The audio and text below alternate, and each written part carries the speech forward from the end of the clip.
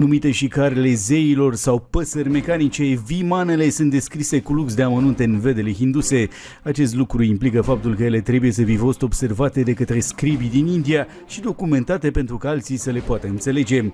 Citindu-le cu înțelegerea contemporană a tehnologiei, putem vedea cum hindușii antici descriau OZN-urile și avioanele în termeni primitivi, pe care îi înțelegeau ca fiind care transportă oameni.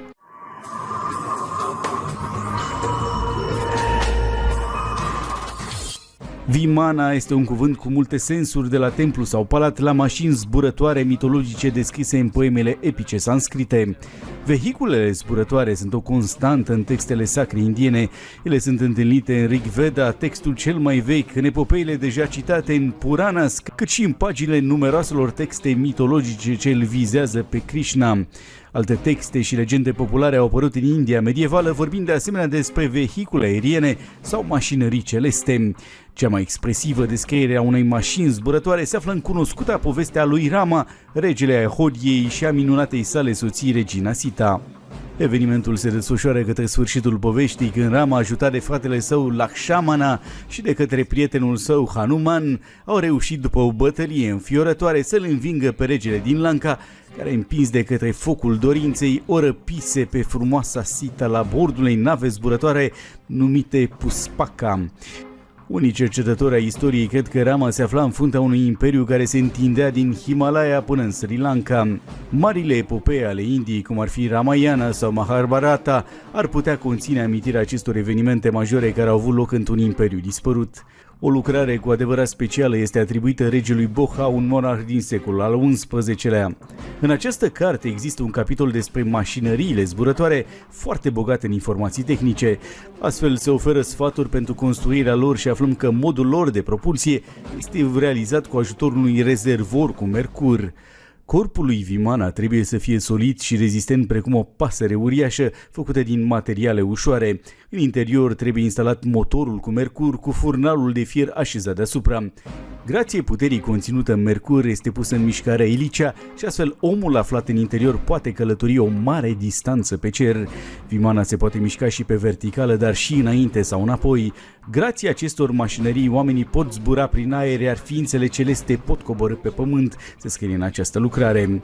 Vimanele zburătoare din epopeile sanscrite erau folosite în special de zei. Soarele, Indra și diverse alte zeități vedice erau transportate cu care zburătoare cu roți descrise ca fiind trase de animale, de obicei cai. Iată câteva versuri din Mahabharata. Întunecată este coborârea, păsările sunt de culoare aurie, până la cerele zboară îmbrăcate în apă. Încă o dată coboară de la sediul ordinului și tot pământul este umezit de grăsimea lor. 12 sunt însoțitorii și roata este unică, 3 sunt corăbile. Ce a înțeles omul sunt raze împreună, 360, care nu pot fi eliberate deloc. În interpretarea lui Daivazana, aceste versete înseamnă: săriți repede în spațiu cu o navă care utilizează foc și apă, conținând 12 coloane, o roată, 3 mașini, 300 de pivoți și 60 de instrumente. Un alt exemplu este acela că Maya Ashura avea o vimana care măsura 12 coți în circumferință cu 4 roți puternice. Pe lângă rachetele de foc, poemul consemnează folosirea de alte arme mortale, săgețile lui Indra operate printr-un reflector circular. Când era pornit, acesta producea o rază de lumină care, concentrată asupra oricărei ținte, o mistuia imediat cu puterea. Într-un alt pasaj al textului, eroul, Lordul Krishna, îl urmărește pe inamicul său Salva prin ceruri, când vimana lui Salva, numită Sabuha, devine cumva invizibilă. Fără să se descurajeze, Lordul Krishna trage imediat cu o armă specială.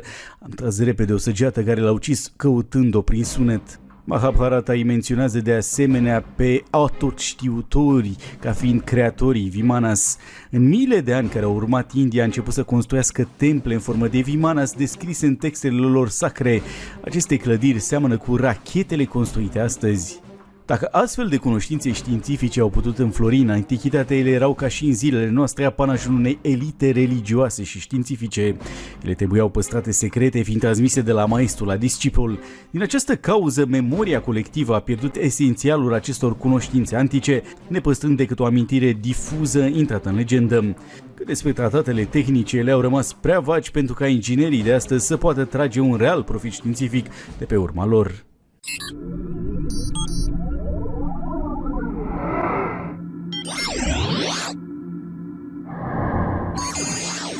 O structură de rocă asemănătoare unei piramide se găsește la o adâncime de 25 de metri lângă insula Yonaguni, în Japonia. Totalitatea formațiunilor uriașe de stâncă dă senzația că în adâncuri s-ar găsi ruinele unui oraș antic scufundat cu mii de ani în urmă. Cea mai mare structură are o formă complicată, ca o piramidă în trepte, și se află la o adâncime de 25 de metri pe coasta insulei Yanagumi, potrivit de Epoch Times. Masaki Kimura, un geolog de la Universitatea Ryukyus din Japonia, s-a scufundat de-a lungul a mai mult de 15 ani la Yonaguni și a întocmit o hartă detaliată a acestei structuri subacvatice, găsind multe similitudini cu siturile arheologice terestre.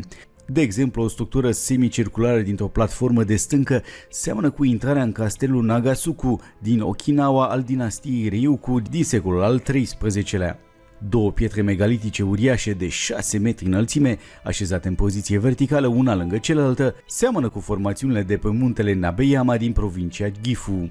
Geologul Robert Soch de la Universitatea din Boston, cunoscut pentru cercetările sale privind Sfinxul, a avut diferite opinii referitoare la structurile de la Yonaguni. Inițial, el a crezut că structuri asemănătoare unor platforme și a unor terase sunt formațiuni naturale după efectuarea unor scufundări la situl respectiv. Scoci a luat niște probe de rocă și analizele au arătat că ele erau formate din nămol și gresie geologică care s-au depus acum 20 de milioane de ani. Kimura admite că structura de rocă de la bază este naturală, dar afirmă că formele de deasupra sunt făcute de oameni. În urma unei scufundări ulterioare, Soch a fost de acord. Ar trebui să luăm în considerare posibilitatea ca monumentul Yonaguni să aibă o structură de bază naturală care a fost consolidată și modificată de oameni din cele mai vechi timpuri. Multe structuri au fost descoperite de către cercetători în urma explorării. Una dintre ele pare o statuie asemănătoare Sfinxului. Acest sfinx subacvatic seamănă cu un chinez sau cu vechiul rege din Okinawa, a mai spus Kimura. Din apropiere au mai fost recuperate și niște tăblițe de piatră, una dintre ele fiind cunoscută sub numele de piatra Rosetta din Okinawa, pe care erau gravate simboluri similare cu hieroglifele egiptene. Mesajul nu a fost descifrat, dar ar putea fi povestea orașului pierdut. Simbolul piramidei este gravat de mai multe ori pe tăblițele găsite. Piramida subacvatică și celelalte relicve descoperite la Yonaguni ar putea fi dovezi al unei civilizații avansate care a existat în timpul ultimei ere glaciare.